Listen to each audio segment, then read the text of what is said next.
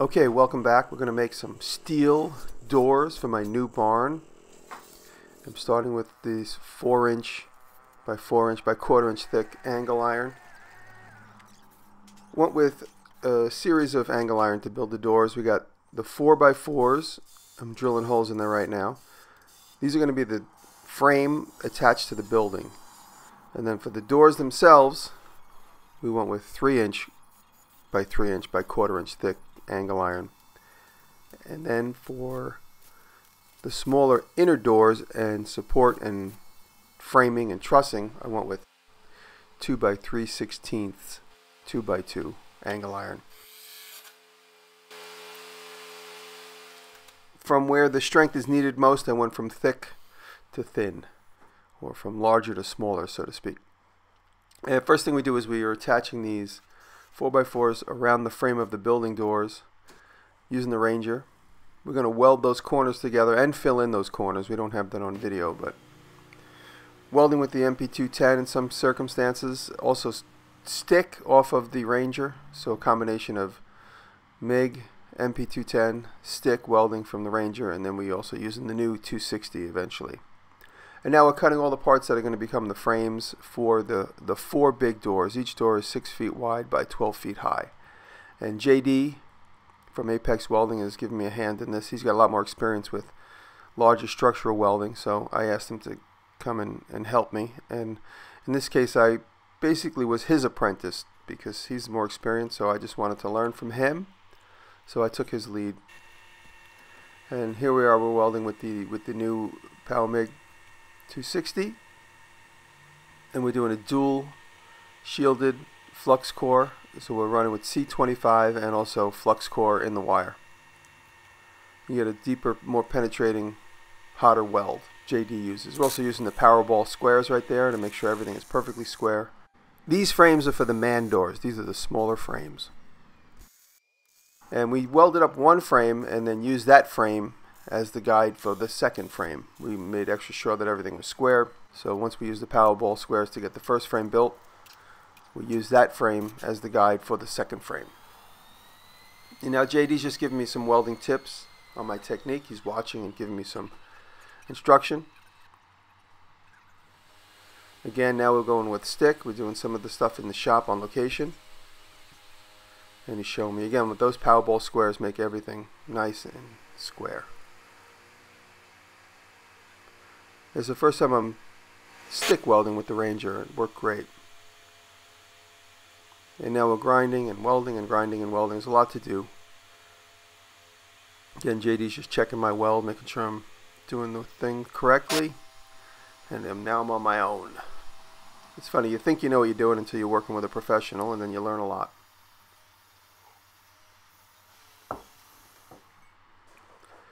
Another set of doors, checking our square. The Power MIG needed 50 amps, and I only have 50 amps at the barn across from the new big barn, so it was about 200 feet away. So we welded, and then we had to drive the parts over. Let's see. Actually, that first scene I was making the smaller inner doors, and now here we're making the bigger doors. And now that we have the bigger frames, we're using just regular gate hinges, grinding off the zinc, and we're going to use these gate hinges to weld those smaller inner doors to those bigger doors.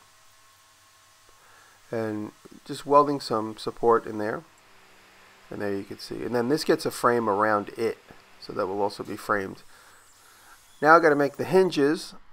This is 1 1/2" cold rolled steel,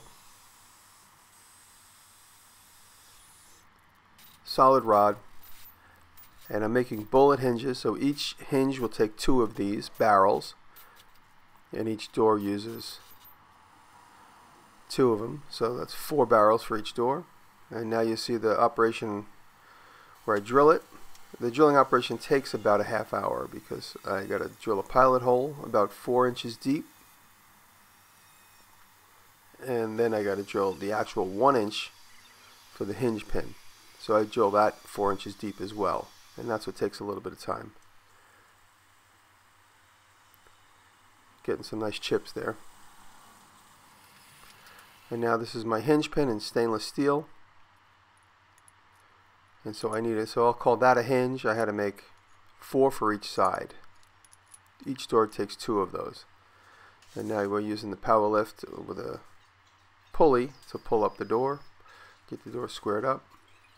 And there you can see that what we're calling the man door inside of one of the 2 big doors.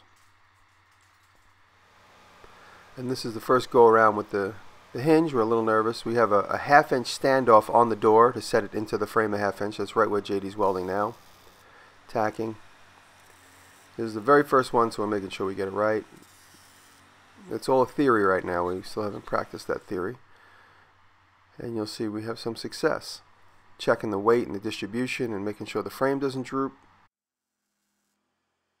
The upper barrel gets welded to the door frame and the lower barrel gets welded to the frame of the building. So it's important to keep a track of what we're doing.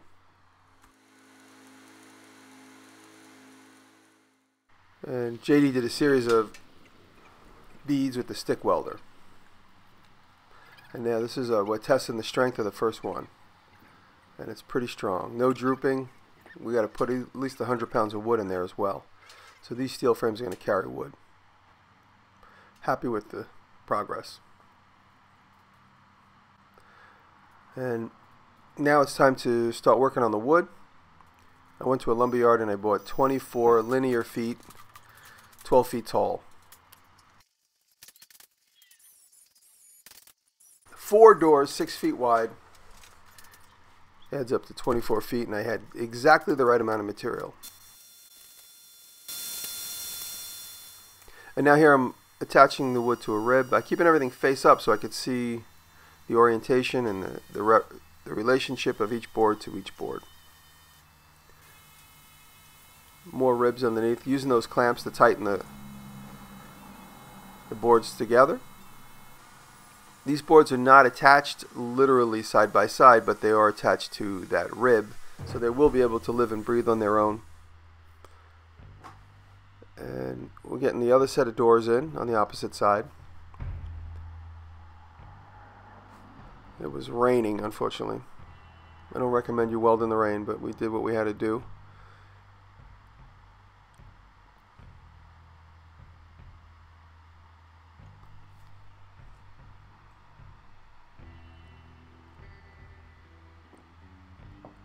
The big unknown with this project was whether these doors would be strong enough in 3x3 steel to be able to not droop.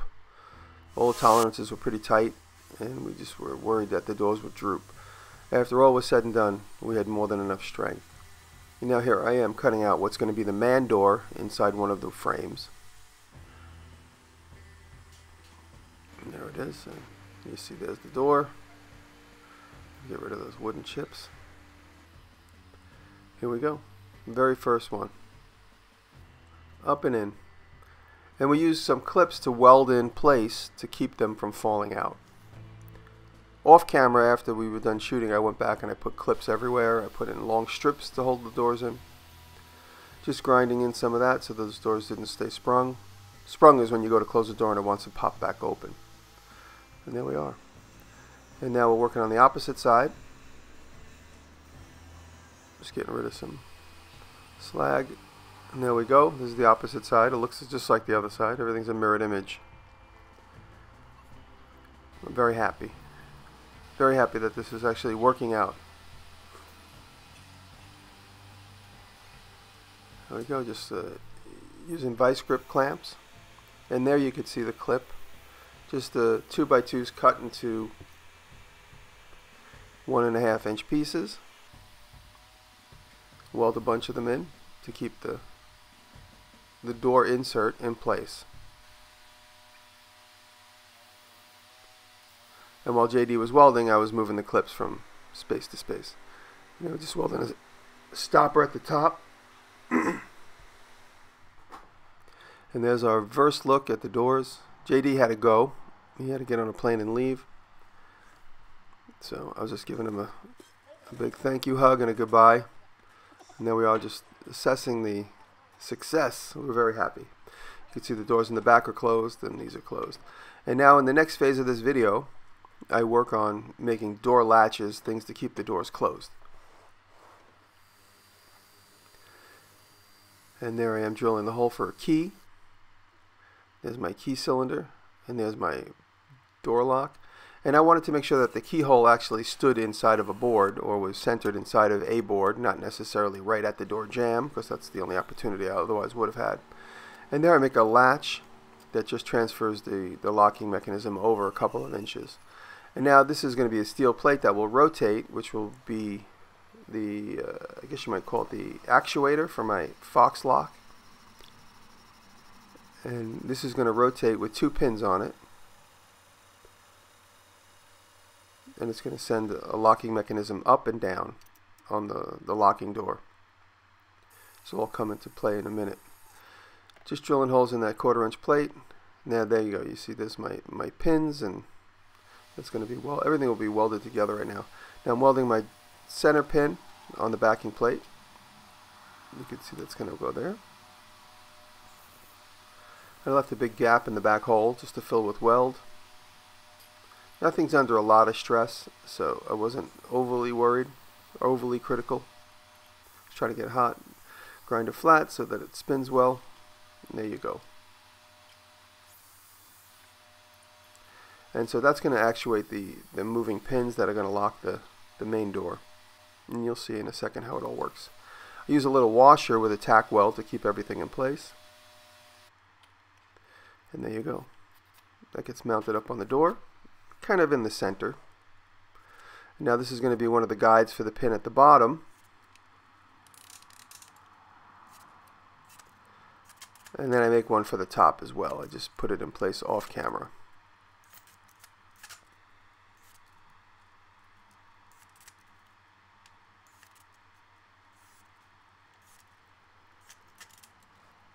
And here you go. I drill a hole in the cement that's going to receive the pin that goes down. I've already drilled the pin that goes up into the top door jamb.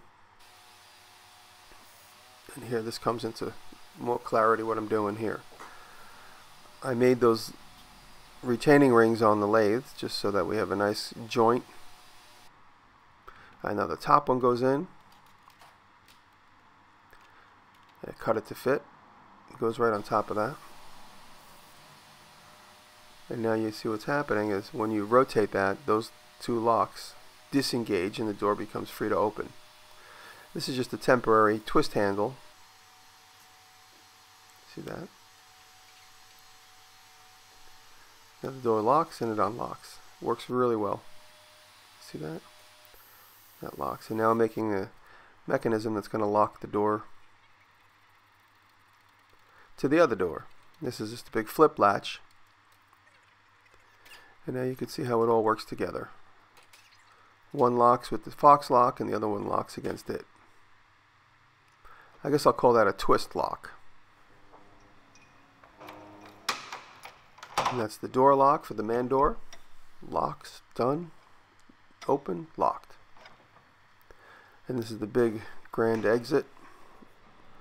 I open the big door and the little door and everything works well. Thank you for watching. I hope you got some ideas and some learning out of this video. I know I did. Thank you very much.